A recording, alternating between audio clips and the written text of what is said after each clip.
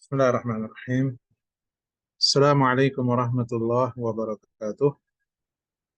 Eh, Alhamdulillahi ala ihsanih wa syukru lahu ala taufiqihi wa amtinanih. Asyhadu an la ilaha illallah wahdahu la syarika lah ta'ziman li sya'nih. Wa asyhadu anna Muhammadan abduhu wa rasuluhu ad-da'i ila ridwanih. Sallallahu alaihi wa ala alihi wa ashabihi wa sallama tasliman katsira. Allahumma 'allimna ma yanfa'una wanfa'na bima 'allamtana wa zidna 'ilma. Wa ba'd. Ikhwani fillah, rahimani wa rahimakumullah. Kita panjatkan puji syukur kita kepada Allah Azza wa Jal, di mana pada hari ini kita masih diberikan oleh Allah Subhanahu wa taala kesempatan, diberikan hidayah dan taufiknya, sehingga kita diberikan kemudahan, dimudahkan untuk meluangkan waktu kita menuntut ilmu syar'i. Mudah-mudahan ini memudahkan kita di dalam menggapai surganya kelak. Amin ya rabbal alamin. Salam dan salam semoga senantiasa tercurahkan kepada kecintaan kita, kepada panutan kita Nabiullah Muhammad sallallahu alaihi wasallam, kepada keluarga beliau dan para sahabatnya serta orang-orang yang mengikuti mereka dengan baik hingga hari kiamat kelak. Baik. Sebagaimana biasa kita masih pada pelajaran kitab Aqidah Thahawiyah, ya, syarah dari Syekh Shalih Fauzan Al-Fauzan hafizahullah taala. Ya. Pada poin hari ini yang akan kita bahas, yang akan kita lihat adalah mulai dari poin ke 191, ya, 191. Di poin tersebut Al-Imam Abu Ja'far At-Tahawi Al-Hanafi rahimahullahu taala wa nafa'ana bi ulumihi fid darain, beliau mengatakan wala ghina, ya, wala ghina anillahi ta'ala tarfata ain. Wala ghina anillahi ta'ala tarfata ain. Dan tidak mungkin makhluk itu bisa lepas, ya, dari Allah SWT walaupun sekejap mata, tarfata ain, sekejap mata. Tidak mungkin makhluk lepas dari membutuhkan Allah, ya. Ini masih kaitannya dengan bahwa makhluk itu butuh kepada Allah dan dia tidak bisa lepas walaupun sekejap mata, tidak bisa. Apapun yang kita selama kita ini makhluk, ya makhluk pasti akan namanya butuh kepada Allah Subhanahu wa taala. Nggak bisa lepas itu. Ya. Karena kita makhluk. Ya. Allah Subhanahu wa taala berfirman, "Ya ayuhan nasu antumul fuqara'u ilallah." Ya, wahai manusia, kalian semua itu fuqara, fakir, butuh kepada Allah. Wallahul ghaniyul hamid. Allah yang maha kaya dan lagi maha terpuji. Allah tidak butuh pada makhluknya. Jadi tidak mungkin makhluk itu bisa istighna, ya, anillah. Merasa tidak membutuhkan Allah itu nggak bisa. Ya, walaupun dia seorang raja sekalipun di dunia ini, pasti dia tetap masuk ke dalam kelompok fakir di hadapan Allah Subhanahu wa taala. Orang-orang kaya pun demikian, hartanya tidak bisa membeli kehidupan dia, nggak bisa. Ya. Semua itu dari Allah, semata-mata karunia dari Allah Subhanahu wa taala. Hatta para malaikat sekalipun, ya, apalagi yang para malaikat yang tinggi kedudukannya, yang mereka ini adalah makhluk yang sangat kuat. Kita nggak ada apa-apanya dibandingkan malaikat. Mereka pun fakir kepada Allah Subhanahu wa taala, apalagi manusia. Ya. Ya, poinnya singkat, ya, poin 191, kemudian ke 192. Wa man istaghna 'anillahi tarfata 'ain. Siapa yang merasa tidak butuh, ya, tidak membutuhkan Allah, walaupun dia sekejap, faqad kafara wa sara min ahlil hain. Maka dia telah kafir dan dia termasuk orang-orang yang binasa. Ya. Jadi Kalau dia merasa saya nggak butuh Allah, ada orang merasa saya nggak butuh Allah, saya nggak butuh Tuhan, ya maksudnya Allah Subhanahu Wa Taala, maka dia keluar dari agama Islam. Dan hamba itu jangan menampakkan kesombongan sebagaimana Firaun dan yang semisal dengan mereka, semisal dengan dia, ya, yang menampakkan kesombongannya di hadapan Allah Subhanahu Wa Taala. Bagaimana kesudahannya? Kita tahu, sama-sama tahu bagaimana kesudahan Firaun. Iya. Hamba itu harus menampakkan kepada di hadapan Allah kelemahannya. Tunjukkan kelemahannya di hadapan Allah. Oh, dia fakir, banyak-banyak minta kepada Allah. Ini konsekuensinya. Kalau hamba itu fakir, ya tidak bisa berbuat apa-apa dan selalu membutuhkan pertolongan Allah, maka minta banyak-banyak doa, banyak-banyak minta. Justru itu yang bagus, ya. Jangan takjub dengan kekayaan, dengan kepandaian, dengan ilmu yang dia miliki, ya, dengan kekuatannya, kesehatan. Jangan takjub. Kita ini selalu harus minta apa? Taufik dari Allah Subhanahu wa taala, ya. Minta pertolongan. Hatta untuk ibadah yang kita lakukan jangan bosan-bosan minta pertolongan. Paling tidak, ya, kita itu setiap hari, ya, 17 kali minta pertolongan untuk ibadah kita. Paling tidak itu. Iyyaka na'budu wa iyyaka nasta'in. Para ulama mengatakan isti'anah di sana, kenapa dia ditempatkan setelah iyyaka na'bud? Hanya kita berikrar di hadapan Allah, iyyaka na'budu, hanya kepada Engkau. Iyyaka di situ adalah maf'ul bih muqaddam. Dan ini untuk ta'zim dan juga untuk selain untuk ta'zim juga untuk apa? Untuk membatasi. Jadi hanya kepada Engkau kami menyembah, kami beribadah. Apakah sampai di situ? Tidak. Kemudian wa iyyaka nasta'in. Dan hanya kepada Engkau kami minta tolong. Minta tolong untuk apa? Minta tolong untuk bisa beribadah kepada Allah dengan sebaik-baiknya. Ya. Ibadah yang kita lakukan ini tidak cukup ya ikhwan. Tidak cukup untuk surga Allah, itu nggak cukup. Ini cuma jalan yang Allah berikan pada kita untuk menggapai keridhoannya. Apa? Ibadah. Tapi ibadah yang kita lakukan ini tidak cukup untuk apa? Untuk seluruh karunia, rizki, ya, yang Allah berikan kepada kita. Nggak bisa itu dibayar, diganti, nggak bisa. Apalagi surga. Waduh, nggak ada apa-apanya ya, kawan. Kita hidup di dunia berapa lama? Berapa lama kita ibadah? Apakah kita berpikir bahwa ibadah kita itu bisa membeli surga Allah Subhanahu wa taala, bisa menggantikan surga Allah yang abadi, abadan, abadi, yang beberapa puluh tahun ini bisa membeli itu? Tidak mungkin, mustahil. Kalau bukan karena rahmat dari Allah, nggak akan kita masuk ke dalam surga. Ya, walaupun amalan kita dilipat gandakan oleh Allah Subhanahu Wa Taala 10 kalinya, sampai berkali-kali lipat, sampai tak berhingga. Ya, ini menunjukkan kita masuk surga itu karena karunia, semata-mata karunia Allah, rahmat dari Allah Subhanahu Wa Taala. Ibadah kita itu nggak cukup untuk itu. Jadi jangan sombong kita dengan ibadah kita, nggak ada apa-apanya itu. Ya. Sudah gitu nggak minta tolong kepada Allah Subhanahu Wa Taala.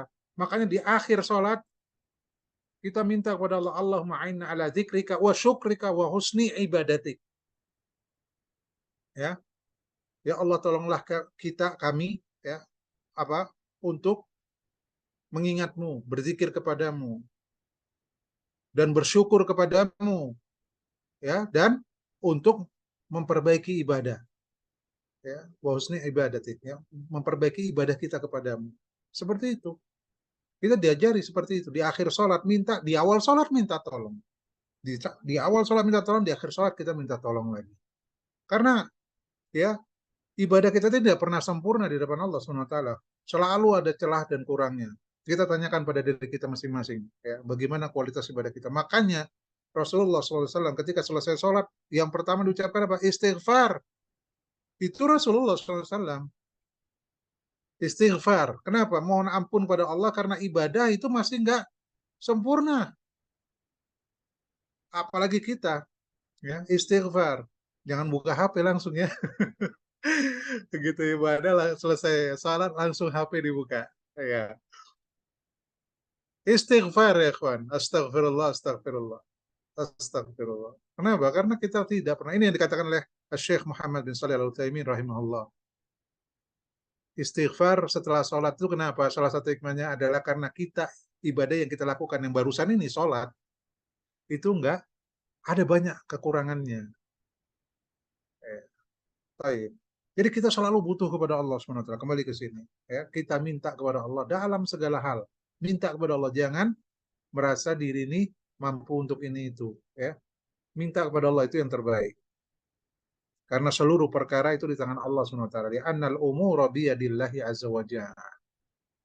Ya, perkara ini semua di tangan Allah Subhanahu wa taala. Baik buruknya semua ditakdirkan oleh Allah Subhanahu wa taala. Minta kepada Allah. Allah yang lebih mengetahui. Makanya sebelum ini sudah dibahas kan tentang apa doa itu. Ya, tentang permasalahan doa. Sebelum ini, sebelum poin sebelumnya, mungkin beberapa poin sebelum ini. Iya, kita berdoa kepada Allah Subhanahu wa taala dengan doa masalah dan juga doa ibadah. Ada dua macam doa, doa ibadah dan doa masalah. Nah, doa masalah minta kepada Allah, permohonan kepada Allah. Ud'uni astajib lakum. Ya, berdoalah kepadaku niscaya akan aku kabulkan. Minta kepada Allah, niscaya akan Allah kabulkan. Kalaupun tidak dikabulkan, maka al khairu makhtarahullah. Ya, apa yang Allah pilihkan itu yang terbaik. Ya, Allah itu ketika menakdirkan sesuatu itu tidak pernah buruk bagi makhluknya. Di mata kita mungkin buruk, ya. Baik buruk itu di mata manusia. Di sisi Allah SWT semua yang dia lakukan tidak ada yang sia-sia, tidak ada yang buruk. Semua itu ada hikmah di baliknya. Yang itu mendatangkan maslahat. Cuma kita ini yang kadang suudzon kepada Allah. Beginilah Allah nggak ngasih beginilah. Padahal itu untuk kebaikan. Kita nggak tahu. Bisa jadi kita didapatkan sesuatu, kita suka akan sesuatu, ternyata itu buruk. Asa antakrahu syai'an wa huwa khairul lakum. Bisa jadi kamu, ini masalah jihad ya ayatnya ya. Bisa jadi kamu tidak suka sesuatu, ternyata itu baik untukmu. Wa asa antuhibbu syai'an wa huwa syarrul lakum. Kamu suka akan sesuatu, ternyata dia buruk. Wallahu ya'lamu wa antum la ta'lamun. Allah yang Maha mengetahui. Engkau tidak mengetahui apa-apa, kalian tidak tahu apa-apa. Jadi kita jangan suudzon kepada Allah. Kita husnudzon dengan husnudzonnya ya, berbaik sangka kepada Allah dengan sebenar-benarnya. Pasti apa yang Allah takdirkan. Makanya orang Arab tuh sering ngomong begitu, al khair makhtarahullah, al khair insyaallah. Ini bagus untuk dibiasakan yang seperti ini. Jadi kita nggak keluh kesah. Apapun yang Allah tidak kabulkan itu pasti ada hikmah di baliknya. Pasti, ya. Karena Allah itu menghendaki kemudahan. Allah tidak menghendaki kesulitan. Allah tidak menghendaki mudarat buat makhluk. Enggak. Allah ciptakan itu selalu kebaikan. Cuma dari sisi makhluk mungkin memandangnya tidak enak, tidak baik gitu ya. Tapi orang yang begitu juga Rasulullah SAW. Kalau mendapati sesuatu yang mungkin tidak sesuai dengan harapan, alhamdulillah ala kulli hal. Bayangkan, tetap syukur. Ya, kawan, tetap syukur. Memuji Allah, alhamdulillah ala kulli hal. Ya, segala puji bagi Allah dalam seluruh keadaan. Mau itu kita senang ataupun tidak, alhamdulillah. Begitu ya. Ya itu baru kita akan hidup itu nggak stres. Ya, hidup kita nggak stres kalau seperti seperti itu level tawakalnya. Ya, kita ini mengembalikan seluruh perkara kepada Allah. Kita putuskan dari wasilah bergantung hanya kepada wasilah, berhenti kepada sebab. Ya. Kalau itu sudah ditanamkan, tawakalnya akan sempurna. Dia nggak akan berkeluh kesah kepada makhluk, nggak akan marah kepada makhluk. Ya, kalau dia luput dari sesuatu, kan banyak sering kita lihat ya. Nggak dapat ini, wah ini gara-gara si Fulan hasad, ini gara-gara si Anu, si Fulan, si Alan. Ini menunjukkan apa? Tawakal yang tidak sempurna.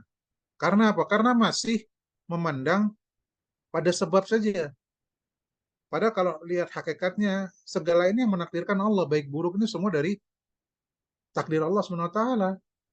Ya, jadi kembalikan saja kepada Allah SWT. Kalau seperti itu, maka dia tidak akan berkeluh kesah kepada manusia. Semuanya hanya ditujukan kepada Allah SWT. Keluh kesahnya, permintaannya, tujukan pada Allah. Ya, taib. Ini poin 192. Kemudian poin ke berikutnya 193. 193 ini Allah apa di sini Al-Imam Abu Ja'far At-Tahawi mengatakan wallahu yaghdabu wa yarda. Allah itu murka dan Allah juga ridha. Jadi Allah punya sifat murka dan juga punya sifat ridha. La ka ahadin minal warad, bukan seperti makhluk. Ya, la ka ahadin minal warad. Ini penetapan di sini apa Ahlussunnah wal Jamaah menetapkan adanya sifat dalam sifat ya, sifat-sifat Allah yang sebagaimana yang Allah tetapkan di dalam Al-Qur'an dan sebagaimana yang ditetapkan oleh Rasulnya. Kita tetapkan. Ya, Allah dalam banyak ayat menyebutkan Allah itu murka, Allah itu ridha, itu disebutkan dalam banyak dalil ya. Tapi tidak seperti makhluk ya. Murka dan ridha ini termasuk sifat fi'liyah min sifatillahi azza wajal al-fi'liyati. Ya, termasuk sifat fi'liyah.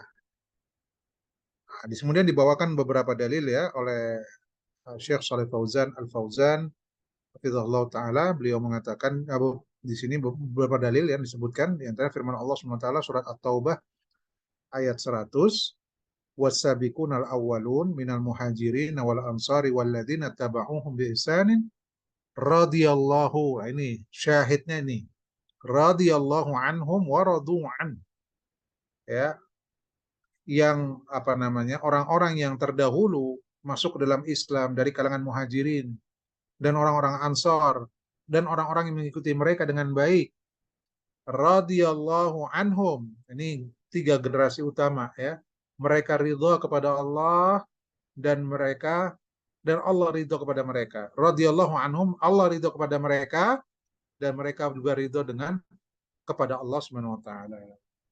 Ya. Kemudian surat Taubah ayat 72, wa ridwanu minallahi akbar, keridhaan Allah, keridhaan dari Allah itu lebih besar. Ya. Kemudian laqad radhiyallahu 'anil mu'minina idz yubayyi'unaka tahta syajarah. Dan sungguh Allah ridho kepada orang-orang yang beriman ketika mereka membaiat kamu wahai Rasulullah di bawah sebuah pohon. Ya. Itu terkait dari ayat-ayat tentang ridho. Kemudian juga ada ayat-ayat tentang ghadab. Allah itu punya sifat marah, murka. Contohnya nih Quran surat Al-Maidah ayat 60. Allah berfirman, "Qul hal unabbiukum bisyarrim min dzalika matsubatan indallah." Ya, katakanlah apakah aku akan beritakan kepada kalian dengan apa namanya dengan sesuatu yang lebih buruk ya, sebagai matsubah dari sesuatu yang buruk dari itu ya sebagai balasan atau sebagai balasan dari sisi Allah. Man la'anahu Allah wa ghadiba alaihi. Ini anunya. Ya apa namanya? Syahidnya. Man la'anahu Allah. Maka itulah orang-orang yang Allah laknat kepada mereka wa ghadiba alaihi dan Allah murkai. Jadi Allah punya sifat murka. Tapi jangan disamakan dengan sifat murka dan marahnya makhluk. Ya, ketika kita menetapkan sebuah sifat, jangan disamakan dengan makhluk. Jangan digambarkan di dalam benak kita itu sama dengan makhluk. Karena itu nanti namanya musyabbihah atau musyabbih. Kaum yang mentasbih Allah. Ya. Jadi buang jauh-jauh itu termasuk syaitan yang buat tipu daya seperti itu. Karena laisa kamitslihi syai'un wa huwas samiul basir. Tidak ada sesuatu pun yang semisal serupa dengan Allah, enggak ada. Kalau kita dalam bayangan kita ketika menyebut sifat Allah kemudian muncul penyamaan dengan sifat makhluk, maka buang jauh-jauh. Ya, buang jauh-jauh karena walaupun baru di benak itu insya Allah nggak berdosa ya, ikhwan. Nggak berdosa karena yang masih di benak itu belum terucap atau belum dilakukan itu nggak dicatat. Ya, baru terlintas nggak dicatat. Tapi dilawan, jangan diteruskan, ya dilawan. Karena itu dari syaitan yang seperti itu, ya dari syaitan. Jadi kita nggak pernah akan bisa menggambarkan Allah itu seperti apa. Walaupun kita paham maksud daripada ridho apa, marah itu apa, kita tahu. Ya. Karena ketika Allah menurunkan firman-Nya itu dengan sesuatu yang dipahami. Al-Quran itu diturunkan dengan bahasa Arab supaya kita bisa paham. Diturunkan pada Rasulullah supaya Rasulullah dan para sahabatnya memahami, ya, supaya manusia ini paham. Diturunkan makanya Al-Quran dalam bahasa Arab supaya difahami. Jadi seluruh apa yang Allah turunkan di dalam Al-Quran itu bisa difahami maknanya. Ya.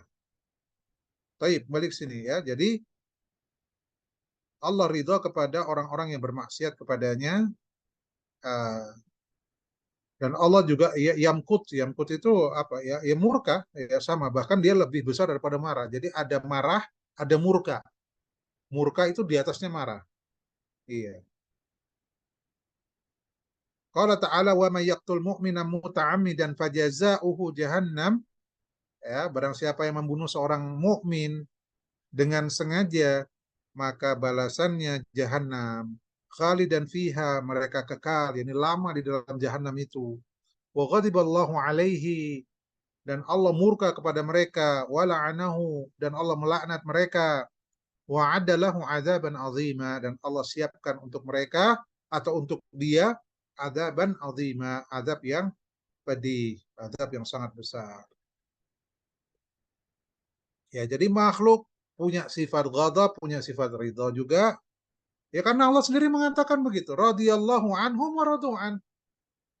Itu kan jelas dalilnya. Radhiyallahu anhum wa radu'an. Mana tadi? Ayat ini. Ya. Ayat ini. Radhiyallahu anhum wa radu'an. Di sini apa? Ayat ini jelas menunjukkan Allah punya sifat ridha. Makhluk juga punya sifat ridha.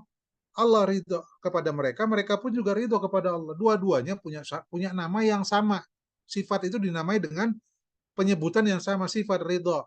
Dan ini berlaku untuk seluruh atau sifat-sifat yang lain. Ya, bisa jadi namanya sama, hakikatnya tidak sama. Nama sama, hakikat tidak sama, ya. Jadi makhluk, kata Syekh Saleh Fauzan, al makhluk yaghdab wa yarda. Makhluk itu juga punya sifat marah, punya sifat ridha, tapi nggak ada penyerupaan, ya, antara marah dan ridhonya makhluk dengan marah dan ridhonya Khalik, itu nggak sama. Namanya sama, tapi apa, hakikatnya tidak sama. Makanya kata Syekh, ridallah wa ghadabuhu yalqiyani, oh, yaliqani, mohon maaf, yaliqani bihi subhanahu. Karena sifat itu sesuai dengan zat. Ya, sifat itu setiap apapun yang namanya zat pasti punya sifat. Itu kaidah, ya. Setiap zat pasti punya sifat, bisa disifati. Dan sifat ini sesuai dengan zatnya. Ya. Kita ambil contoh zat makhluk dengan makhluk saja. Antara kaki anjing sama kaki manusia. Sama-sama namanya kaki. Kaki ini sifat. Sifat zatiyah namanya, ya. Kaki itu sifat, ya. Jadi eh, kaki anjing sama kaki manusia sama-sama namanya kaki. Karena zat manusia tidak sama dengan zat anjing, ya, dan nggak ada orang yang mau disamakan dengan zat anjing, ya. Kita apa mau disamakan dengan zat anjing? Nggak mau. Zat babi nggak mau. Itu sama-sama makhluknya, padahal sama-sama makhluknya. Itu nggak mau disamakan. Terus bagaimana bisa menyamakan antara sifat Khalik dengan sifat makhluk? Wah, ini jauh sekali. Bukan langit dan bumi lagi, udah jauh sekali, nggak ada bandingannya. Jadi jangan disamakan. Karena zat Allah agung, sempurna. Sehingga sifatnya juga harus sempurna. Itu sudah konsekuensi. Ketika zatnya sempurna, sifatnya nggak sempurna, mustahil. Bagaimana zatnya bisa dikatakan sempurna kalau sifatnya tidak sempurna? Ya, zatnya sempurna, sifatnya pun pasti sempurna. Makhluk zatnya penuh dengan kekurangan, ya, sifatnya juga pasti ada kekurangannya. Iya, taib. Ya, jadi berbeda. Jadi sesuai. Makanya kata beliau, keridhaan Allah dan kemurkaannya sesuai dengan Allah Subhanahu wa taala. Yaliqani bihi subhanahu. Waridha wa ghadabul makhluk yaliqani bihi. Kasairus sifat. Sebagaimana sifat-sifat yang lain. Semua seperti itu. Ya, sesuai dengan zatnya masing-masing. Makanya Allah mengatakan dalam Quran surah Asy-Syura ayat ke-11, ini kaidah penting dalam asma wa sifat. ya dalam nama-nama dan sifat-sifat, terutama sifat-sifat Allah ya, laisa kamitslihi syai. Tidak ada yang serupa dengannya. Di sini menafikan adanya tasbih, termasuk juga takyif. Ya kalau kita balik ke pelajaran kita ini di awal-awal kita bahas tentang masalah ini akidah Ahlussunnah wal Jamaah itu menetapkan, karena Allah sendiri menetapkan dalam ayat ini. Ayat ini itu akidah Ahlussunnah wal Jamaah. Apa akidah kita? Menetapkan sifat, ya. Kenapa? Karena Allah mengatakan wa huwas samiul basir. Ini penetapan. Tapi ketika menetapkan tidak boleh menyerupakannya dengan yang ada di hadapan kita, makhluk ini. Jangan. Makanya diawali dulu, laisa kamitslihi syai. Tidak ada yang serupa dengannya. Ini kaidah penting ayat ini, pegang saja erat-erat. Ya, selamat insya Allah dalam masalah asma wa sifat. Gak usah macam-macam. Pokoknya pegang aja. Ketika muncul disebutkan sifat-sifat Allah, tetapkan. Maknai sebagaimana difahami dari bahasa Arab. Ya, pahami. Karena Allah memberi ini khitabnya kepada siapa? Kepada kita. Ya, khitab ayat ini Allah turunkan ayat-ayat Quran ini kepada siapa? Kalau bukan kepada kita. Kalau ini nggak dipahami sebagaimana orang-orang ahlu tafwid yang menyerahkan makna kepada Allah, yang mana maknanya itu, ya, terus bagaimana memahami ayat ini bagaimana? Kita tanyakan saja pada mereka. Ada di sana kelompok ya, yang mereka itu kepinginnya hati-hati supaya jangan sampai tergelincir dalam tasbih, ya, sehingga kemudian ya mereka nggak berani menafikan sifat tuh nggak berani, karena nyata-nyata Allah menetapkan sifat. Tapi karena khawatir ceritanya nih, karena khawatir, jadi mereka mentasbih dulu. Kalau disebutkan sami basir sifat itu berarti Allah punya pendengaran. Berarti pendengaran mungkin dalam benak mereka, jangan-jangan nanti pendengaran Allah seperti pendengaran makhluknya. Kalau gitu kita, kita kalau kita nafikan nggak berani gitu kan. Allah sendiri mengatakan sami basir kok.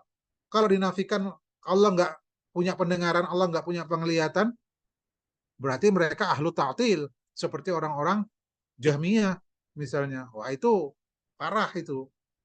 Sehingga apa yang mereka lakukan? Ya udah, kalau nggak ditakwil maknanya, ya, atau ada maknanya, tapi kita nggak tahu mana makna yang benar. Sebenarnya itu sama saja. Sama saja apa? Dalam artian Allah berbicara dengan sesuatu yang nggak difahami makhluknya.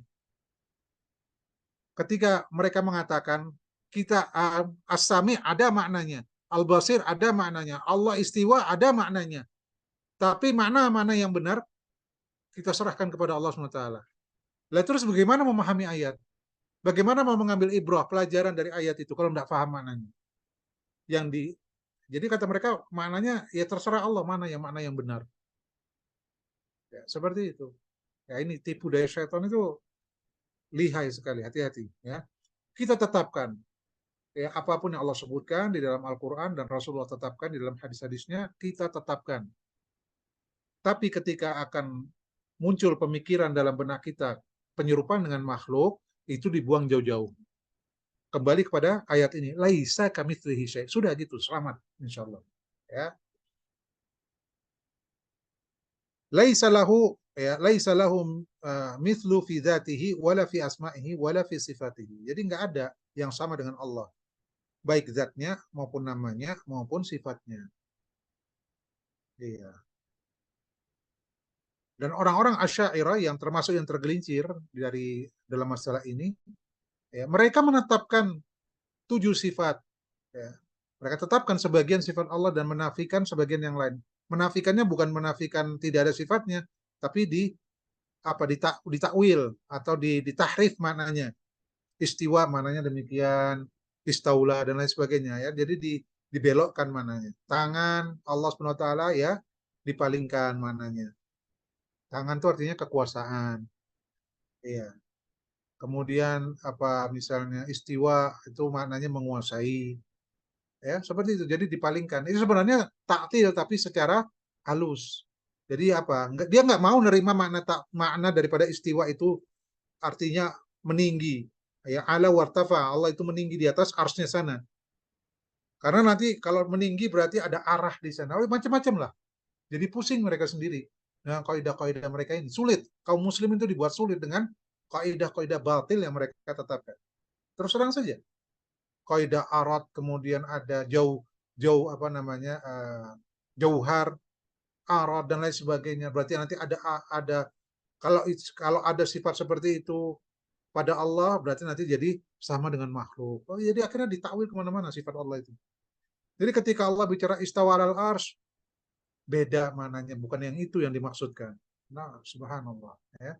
Sulit, agama jadi sulit. Karena kaidah-kaidah batil yang mereka terapkan, yang mereka ambil dari pemikiran mereka, hawa nafsu mereka. Dan itu kemudian diklaim sebagai, inilah yang selamat, kata mereka. Ya, inilah yang selamat. Lah yang membuat itu saja sudah taubat, ya ini Al-Imam Abul Hasan Al-Asy'ari, taubat di akhir hayatnya dari pemikiran atau akidah yang dia yang mencetuskannya. Insya Allah Allah ampuni. Tapi pengikutnya sampai sekarang luar biasa kekeh dengan akidah ini. Ya. Hati-hati ya.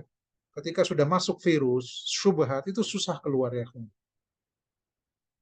Virus syubhat, kalau virus syahwat itu sulit juga dihilangkan, tapi masih bisa orang itu selamat dari syahwat. Ya, masih bisa dia diharapkan bertaubat dari syahwat yang buruk, ya, yang membawa kepada keburukan. Ya. Tapi kalau syubhat, subhanallah sulit. Karena apa? Karena dia merasa di atas al-haq. Ini yang jadi masalah. Makanya ada sebagian ulama mengatakan kalau apa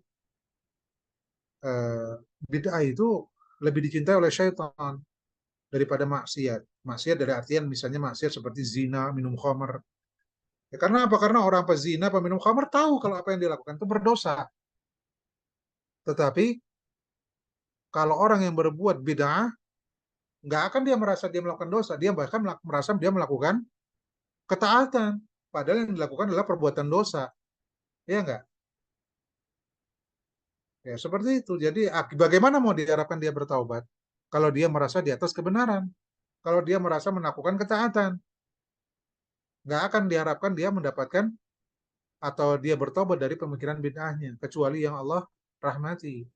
Ya, jadi hati-hati terhadap syubhat ya.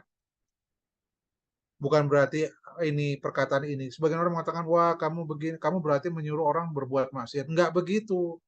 Maksiat juga buruk. Kita nggak tahu akhir kehidupan kita seperti apa. Kadang orang seperti itu ya. Perkataan ini perkataan para a'imah, tapi dibawakan kepada mana yang buruk gitu. Berarti kalau gitu lebih baik orang berbuat maksiat aja. Dia bukan menyuruh berbuat maksiat. Ini dalam artian apa? Diharapkan dia mendapatkan hidayah itu lebih sulit orang-orang itu yang melakukan bid'ah. Karena bid'ah itu merusak agama. Apa yang diajarkan Rasulullah menjadi hilang. Tidaklah sebuah bid'ah dikerjakan kecuali sunnah yang semisal dengan bid'ah itu hilang. Iya apa tidak? Iya. Karena amalia yang sunnah dalam satu permasalahan digantikan oleh amalia bid'ah di dalam permasalahan yang sama. Jadi amalia asli yang diajarkan Rasulullah itu menjadi kabur. Berarti mengubah apa yang diajarkan oleh Rasulullah. Itu hakikat bid'ah, kan seperti itu. Mengubah apa yang diturunkan oleh Rasulullah, yang diajarkan kepada oleh Rasulullah SAW. Baik yang perubahannya fatal maupun yang perubahannya sedikit. Karena bid'ah itu tidak satu tingkatan, bid'ah juga bertingkat-tingkat. Ya, iya. Kembali ke sini. Ya, jadi ada perbedaan antara sifat Khalik dengan sifat makhluk. Iya. Nah ini kemudian kata beliau, amma ahlu ta'wil wad-dhalal fayamfaunal asma was sifat anillah. Adapun orang-orang ahli ta'wil, ya, ahli tahrif, ya kan, karena ta'wil itu bisa bermakna baik. Ahlu tahrif, kita katakan ahlu tahrif, ya, orang-orang yang menyimpangkan makna daripada ayat-ayat sifat, dan orang-orang yang sesat, keliru dalam masalah ini, mereka menafikan nama-nama dan sifat-sifat Allah. Jadi ada kelompok yang menafikan nama dan sifat. Ya, siapa mereka? Jahmiyah. Orang Jahmiyah menafikan nama dan menafikan sifat. Kemudian datang kelompok kedua, orang-orang Mu'tazilah. Mereka menetapkan nama tapi menafikan sifat. Nah, ini bancinya Jahmiyah. Bencongnya Jahmiyah siapa? Mu'tazilah. Mereka menafikan nama, menetapkan nama tapi menafikan sifat. Jadi Allah punya nama tapi nggak ada sifatnya. Kalau Jahmiyah, wah itu dinafikan semua. Ya, nama dinafikan, sifat juga dinafikan. Karena makhluk juga nanti sama dengan makhluk. Itu coba syubhatnya itu apa dalihnya sama dengan makhluk. Jadi nama dibuang, sifat dibuang dari Allah. Mu'tazilah nama ditetapkan karena nggak berani nolak, karena itu ada dalam Quran, sifatnya yang dinafikan. Kemudian setelah itu datang lagi, nama ditetapkan, sebagian sifat dibuang, sebagian sifat ditetapkan. Ya, ini lebih mendingan lah daripada Mu'tazilah. Ya, tapi itu turunan semua dari Jahmiyah, ya, dari ahlu ta'til, mereka-mereka itu turunan gitu loh. Iya, iya. Karena apa? Karena nama dan sifat itu jenisnya yang dikatakan ya, jenisnya itu ada pada makhluk. Fil makhlukin ada. Makhluk punya pendengaran, sama jenisnya ya, bukan hakikat yang dikatakan oleh Syekh, jenis. Jenis pendengaran namanya pendengaran itu namanya jenis. Now, ya, tapi hakikatnya beda. Walau asbataha iqtada hadal musyabah bizamihi wa fil haqiqah hada la yaqtadil musyabah. Ya, hakikatnya sebenarnya tidak menunjukkan adanya kesamaan nama, itu tidak menunjukkan kesamaan zatnya. Itu penting ya. Harus kita tanamkan. Kesamaan nama tidak melazimkan kena kesamaan sifat. Kayak tadi sudah saya berikan contoh. Kaki anjing dan kaki manusia. Nama sama ya. Sifat hakikatnya berbeda. Ya, itu pada makhluk saja bisa. Bagaimana antara Khalik dengan makhluk kok tidak bisa? Lebih bisa lagi. Orang sama-sama makhluk aja bisa kok. Nama sama hakikatnya beda bisa. Kayak ini kan kaidah mudah sebenarnya, kawan. Apa yang sulit dipahami dari sini? Coba kasih contoh seperti itu. Orang-orang yang menafikan sifat. Apa sulitnya menetapkan Allah itu punya sifat murka? Apa sulitnya Allah punya sifat istiwa? Punya sifat nuzul? Punya sifat apa lagi? Punya tangan? Cuma jangan samakan saja dengan makhluk. Orang sama makhluk saja sama, namanya sifat hakikatnya bisa beda kok. Ya kan nggak sulit sebenarnya. Cuma hidayah taufik di tangan Allah SWT. Ya, itulah. Iya. Nah, karena itulah mereka, ya karena mereka nggak mau, karena khawatir jatuh ke dalam apa menyamakan Allah dengan makhluk, akhirnya mereka tadi mereka tahrif makna itu dari makna zahir. Kita nggak boleh mentahrif atau mengubah makna dari satu sifat dari makna zahir. Karena ketika orang bicara, kalau tidak ada tanda-tanda dia tidak memaksudkan. Jadi begini, kalau ada orang bicara, maka yang antum pahami, yang kita pahami adalah makna daripada zahir, daripada kalimat yang dia ucapkan. Kalau saya bilang saya makan saya makan. Ya makan antum tahu kan? Apa yang tergambar di benak antum? Saya makan. Apakah perlu ditakwil makan di sini? Oh mungkin maksudnya saya makan tuh bukan makan nasi, makan-makan itu. Karena kalau kita bilang makan, itu adalah memasukkan sesuatu ke dalam mulut. Sehingga kita kenyang. Tuh, makan. Ya kan? Kemudian ketika saya bicara, saya makan. Oh, mungkin maksudnya makan di sini, nggak mungkin lah misalnya ngisi materi kok sambil makan. Nah, kemudian ditakwil misalnya. Nggak bisa kayak gitu. Ketika saya mengatakan saya makan ya, dohir daripada makna dari makan ya berarti sedang makan gitu kan. Demikian juga Allah mengatakan dia marah, dia ridho. Ya dohir ayat itu ya ridho dan marah. Tapi karena khawatir, mereka ini khawatir terjatuh ke dalam penyerupaan dengan makhluk, kata mereka kalau ghadab itu artinya iroda untuk intikam.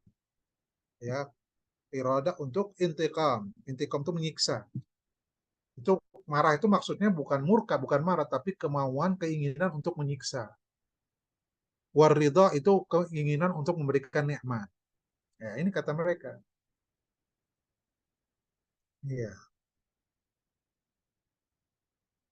Jadi kata beliau, fal wajibu at-taslimu lillah, kita serahkan kepada Allah Subhanahu wa taala dan rasulnya apa yang mereka tetapkan, wa an yatruka hadhihi turuhat wa ta'wila, tinggalkan segala macam bentuk tipu muslihat dan takwilan-takwilan seperti ini.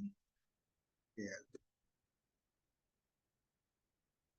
Walidzalika lamma su'ila Malik, ya, ketika Imam Malik ditanya tentang kaifiyatul istiwa, ya, di atas arsy, maka Imam Malik itu kepalanya itu sampai menggetar gitu ya. Dia mengetuk-ketuk kepalanya gitu. Atraka Malik ra'sahu. Jadi saking beliau itu khaufan wa hayaan minallah, karena takut dan juga malu kepada Allah. Kok ada orang nanya kaifah istiwa itu, kok ada yang bisa nanya kayak gitu loh. Mungkin jadi satu gitu ya, beliau ya gemes gitu kepada orang yang nanya ini, bisa-bisanya nanya seperti itu. Sampai beliau itu ya itu apa, eh, ya ada rasa takut kepada Allah karena ada bisa-bisanya ada makhluk menanyakan kaifiatul istiwa. Ya, ini kok kurang ajar gitu loh. Ya, kekurang ajaran ini kepada Allah Subhanahu wa taala. Jadi beliau takut kepada Allah dan juga malu kepada Allah. Mungkin juga gregetan kepada yang nanya ya, ikhwan ya. Kemudian setelah itu baru beliau angkat kepalanya. Jadi beliau tundukkan kepalanya, jadi benar-benar dalam kondisi seperti itu, kemudian beliau angkat kepalanya. Ya, alistiwa ma'lum. Istiwa Allah itu ma'lum. Menurut antum apa yang diketahui di sini? Ketika al istiwa ma'lum apa? Ya, ikhwan. Ma'lum di sini ma'lum apanya? Maklum apa ya? Maklum apa? Diketahui apanya, ikhwan? Al-istiwa'u ma'lum, istiwa Allah itu ma'lum. Diketahui, apa yang diketahui? Diketahui maknanya, ya. Istiwa Allah ma'lum. Kaifiahnya nggak diketahui, makanya setelah itu beliau katakan wal kaifu majhul.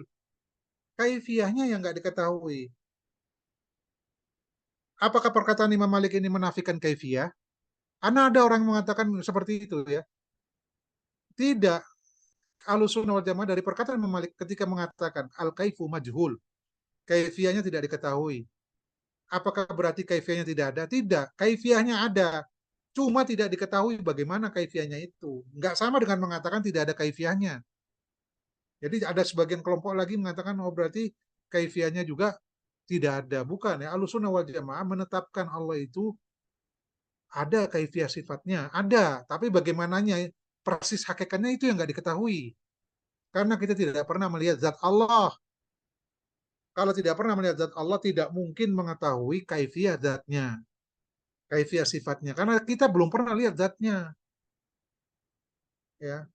Simple kan, kita bisa menyifati sesuatu kalau pernah lihat zatnya. Antum sifati mobil apa misalnya, Dodge atau Corolla misalnya tahun 2005 2015, tahu antum sifat-sifatnya kayak apa, warna apa, bentuknya kayak apa, tahu. Kenapa? Karena pernah lihat. Kalau nggak pernah lihat, paling tidak pernah melihat yang semisal dengan itu. Semisal dengan Corolla apa misalnya, Yaris misalnya.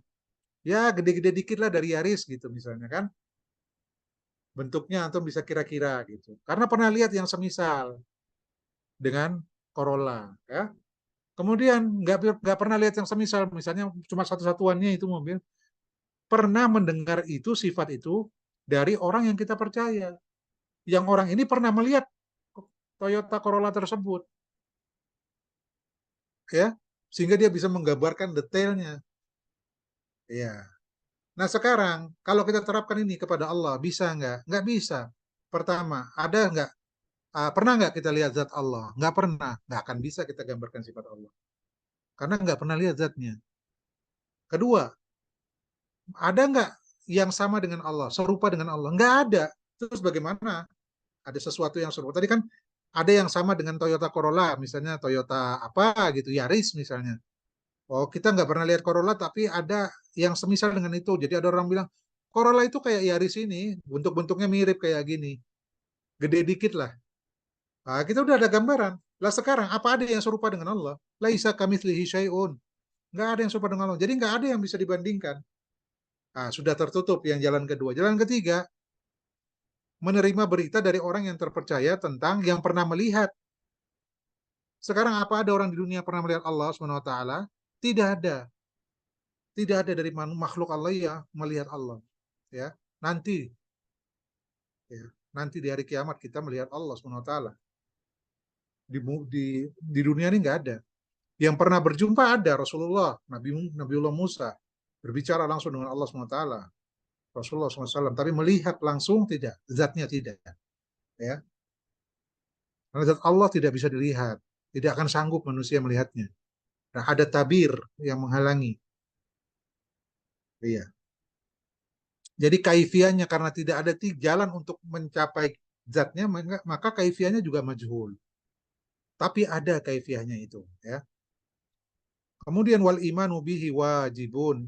Wajib mengimaninya dan bertanya tentang kaifiahnya ini adalah bid'ah, ya. Bertanya tentang bagaimana kaifiah istiwa itu bid'ah. Kita terapkan pada seluruh sifat Allah seperti ini. Ya, Allah itu punya pendengaran. Pendengaran Allah diketahui maknanya. Kaifiahnya majhul. Iman dengannya wajib, bertanya tentangnya bid'ah. Seluruh sifat Allah. Ini Masya Allah, ini kaidah yang jadi para a'imah itu kalimatnya ringkas, tapi Masya Allah dalam maknanya. Dalam maknanya dan faedahnya banyak. Ya, seperti ini, kaidah luar biasa. Ya, ini kalau bukan karena basirah yang dalam, nggak bisa buat kalimat-kalimat kayak gini. Ya, kawan, ya. Nah, ini dipakai ya kaidah dalam masalah akidah, penetapan nama dan sifat seperti ini. Diterapkan pada seluruhnya. Coba misalnya Syekhul Islam Taimiyah. Banyak itu kaidah-kaidah tentang asma wa sifat beliau buat gitu ya. Ya, misalnya kaulun fil zat, kaulun fil sifat, ka kaulun fil akhar atau kama qala Syekhul Islam. Ya, perkataan tentang sebuah sifat sama dengan perkataan dengan sifat yang lain. Untuk membantah siapa? Orang-orang Asy'ariyah. Mereka tetapkan sebagian sifat, kok bisa menafikan sifat-sifat yang lain? Kalau kamu bisa menetapkan pada sifat itu, ya sama sifat lain juga bisa ditetapkan. Gitu harusnya. Ya, ya. Baik. Poin 194.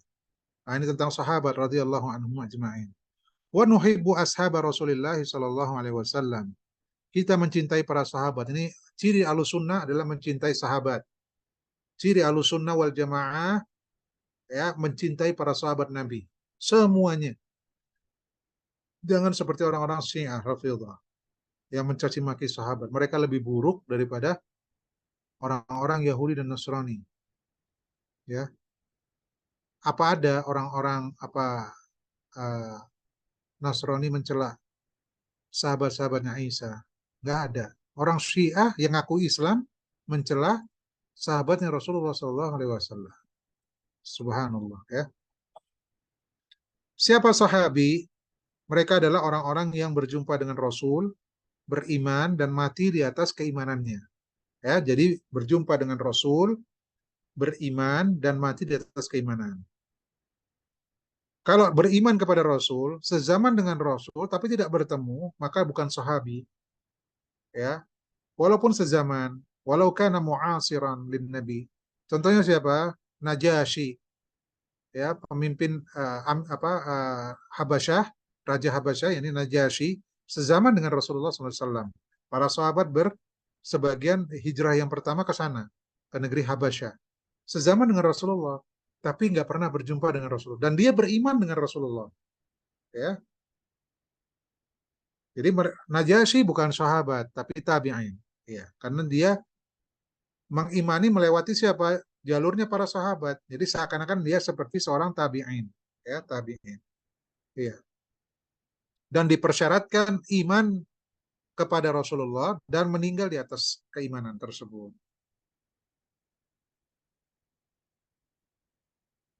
Ketika seorang itu murtad dan mati di atas kemurtadannya, maka dia bukan disebut sahabat.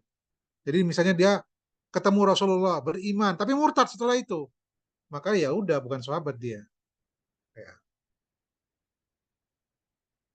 Dan sahabat-sahabat Rasulullah SAW mereka adalah manusia yang terbaik, kurun yang terbaik.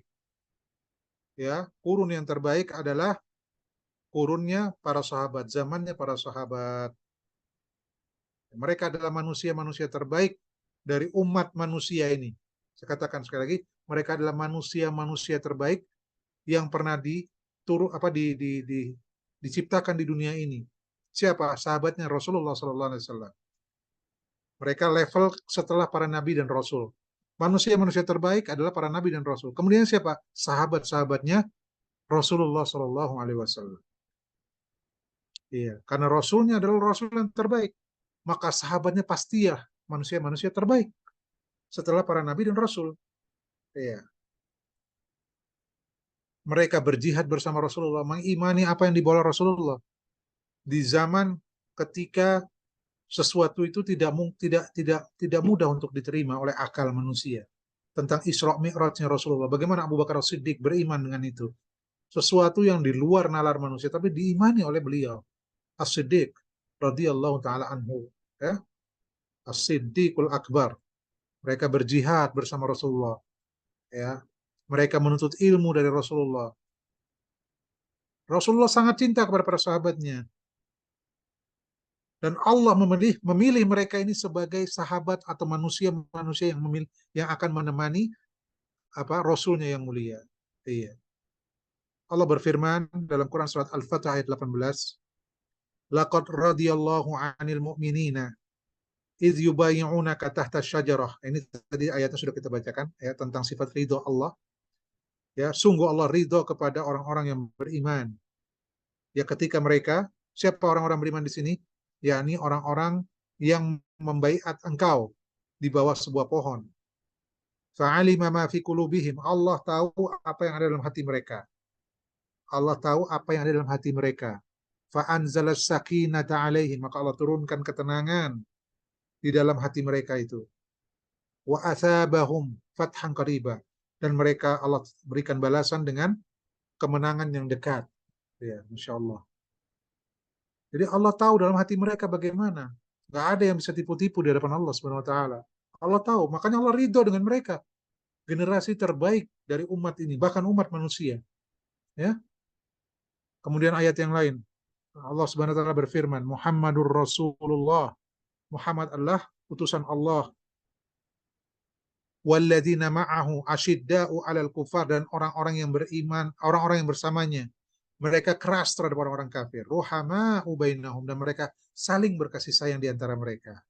Tarahum ruk'an sujjadan yabtaghuna fadlan minallah wa ridwana. Kalian akan melihat, kamu akan melihat mereka ini orang yang senantiasa ruku dan sujud. Banyak ruku dan sujudnya. Ya, mereka mengharapkan karunia dari Allah dan keridhoannya. Simahum fi wujuhihim min atharis sujud. Ya, tampak tanda-tanda pada diri mereka itu, ya, dari bekas sujud mereka. Dzalika mathaluhum fit Taurat. Demikianlah perumpamaan mereka di dalam Taurat. Wa mathaluhum fil Injil, dan permisalan mereka dalam Injil. Kazar'in akhraja syat'ahu fa'azarahu fastaghlada fastawa ala suqihi, ya.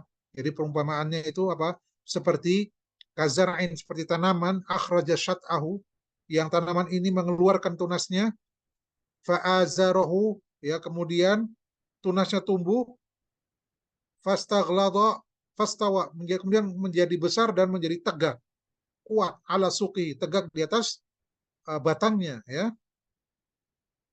Kemudian yu'jibuz zurra, orang yang penanam-penanamnya itu menyenangkan hati orang yang menanamnya, ya, az-zurra, liyaghidha bihimul kufar, ya.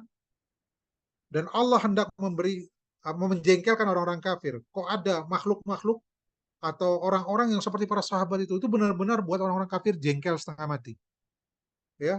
Memerangi para sahabat itu yang paling sulit. Dalam jihad sulit menghadapi para sahabat. Jumlahnya sedikit itu seperti menghadapi jumlah yang jutaan, ribuan, berkali-kali lipat dari kekuatan mereka. Makanya nggak heran Romawi sama Persia jatuh, runtuh di hadapan para sahabat. Bikin jengkel mereka, nggak bisa ngadepin sahabat, itu susah. Ya, makanya runtuh kekaisaran Romawi, kekaisaran Persia, runtuh di hadapan para sahabat. Ini karena Allah memang hendak membuat jengkel orang-orang kafir. Wa'adallahu alladziina aamanu wa 'amilus shalihaat minhum maghfiratan wa ajran 'azima. Dan Allah menjanjikan kepada orang-orang beriman dan beramal saleh di antara mereka ampunan dan pahala yang besar, ya. Dan juga hadis Rasulullah SAW yang mengatakan mereka adalah sebaik-baik generasi.